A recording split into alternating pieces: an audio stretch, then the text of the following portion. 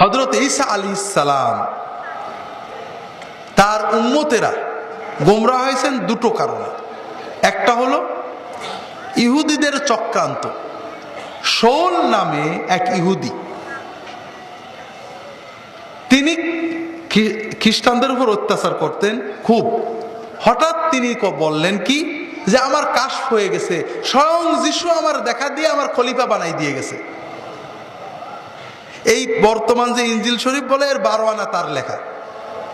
এই লোকটা দেখলো যে মানুষের যদি যীশু খ্রিস্ট নিজে এখনো বাইবেলে আছে, নামাজ পড়তে হবে, রোজা রাখতে হবে, তওবা করতে হবে, গুনাহ করা যাবে না, পাকসাপ থাকতে হবে, হারাম খাওয়া যাবে না, খাতনা করতে হবে, মুসলমানে নিতে হবে, তা নাহলে জান্নাতে যেতে পারবে না, এগুলো সব এখনো আছে।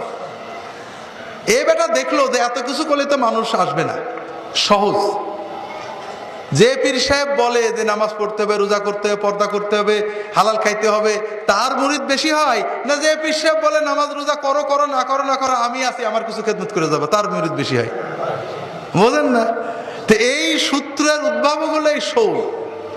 সে মিছে কথা বলা শুরু করলো, কিছু লাগবে না, খতনা করো করো না করো। আরে খতনা করে যদি জান্নাতে যাব তাহলে এত বড় দয়াল বাবা ধরলাম কে?